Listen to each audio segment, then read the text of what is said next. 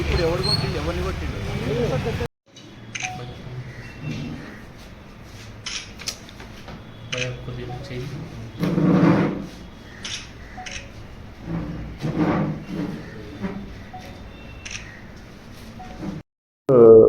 Kosgi bus స్టాండ్లో mobile phone పోయిందని చెప్పేసి అని బుజ్జిబాయ్ అని ఒక ఆమె కోస్గి ఆమె కంప్లైంట్ చేయడం జరిగింది. దాని మీద మేము కేసు నమోదు చేసుకొని దర్యాప్తు చేస్తున్నాము. తర్వాత మళ్ళీ నెక్స్ట్ డే కూడా 3rd తారీఖు నాడు కూడా ఇంకో మొబైల్ పోయిందని చెప్పేసి వేరే వాళ్ళు కూడా కంప్లైంట్ ఇచ్చారు. వీటిని పెట్టి మేము పరిశోధన చేస్తున్న క్రమంలో నిన్న ఈవినింగ్ ఎల్లప్ప అని ఒక అతను, అరవింద్ అని, వీళ్ళిద్దరు కూడా తమ ఆటోలో వచ్చి సస్పిషియస్ సర్కమ్స్టాన్స్లో అక్కడ బస్ స్టాండ్ ఉండే వాళ్ళని విచారించి చేస్తే ఈ మొబైల్ ఫోన్లు రికవర్ అయినాయి. మా క్రైమ్ పార్టీని దొంగతనాలు అవుతున్నాయని చెప్పేసి అక్కడ బస్ స్టాండ్లో పెట్టడం జరిగింది. వాళ్ళు పెట్టి విచారణ చేస్తే వీళ్ళు డోన్ ఏరియాకి సంబంధించిన వాళ్ళు, కర్నూలు జిల్లా డోన్ ఏరియాకి సంబంధించిన వాళ్ళని తెలిసింది.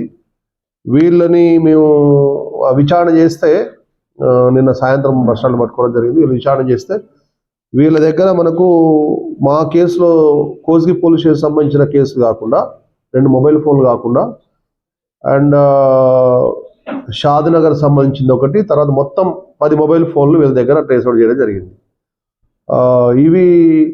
వీళ్ళని ఇంకా విచారణ చేస్తున్న క్రమంలో వీటి చేస్తే ఏంటంటే వీళ్ళు గతంలో కూడా సైబరాబాద్, జడ్చర్ల, మహబూబ్ నగర్, కొడంగల్ ఏరియాలో కూడా అండ్ నారాయణపేట ఏరియాలో కూడా వీళ్ళు దొంగతనాలు చేసినట్టు తెలిసింది. ప్రస్తుతానికి ఇప్పుడు మనం సీజ్ చేసిన మొబైల్ ఫోన్ల విలువ ఆల్మోస్ట్ 2,50,000 ఉంటుంది. ఆల్మోస్ట్ కాస్ట్లీ ఫోన్సే అన్ని. వీళ్ళ చరిత్ర ఏంటంటే వీళ్ళు ఇట్లే అంటే ఆటోలో లేకపోతే వెహికల్లో ఏదైనా వచ్చేసి మనం ఆదమర్చే టైంలో బస్ స్టాండ్లలో ప్రయాణికులు వాళ్ళు బస్ ఎక్కే సమయంలో వీళ్ళు వాళ్ళ బస్ ఎక్కే టైంలో వాళ్ళు బిజీ ఉంటే కాస్ట్లీ ఫోన్ చూసుకొని అబ్జర్వేషన్ చేసేసి వీళ్ళు దొంగతనం చేస్తారు. వాళ్ళు నిన్న పట్టుకోవడం జరిగింది. వీళ్ళని ఈరోజు రిమాండ్ తరలించడం జరుగుతుంది.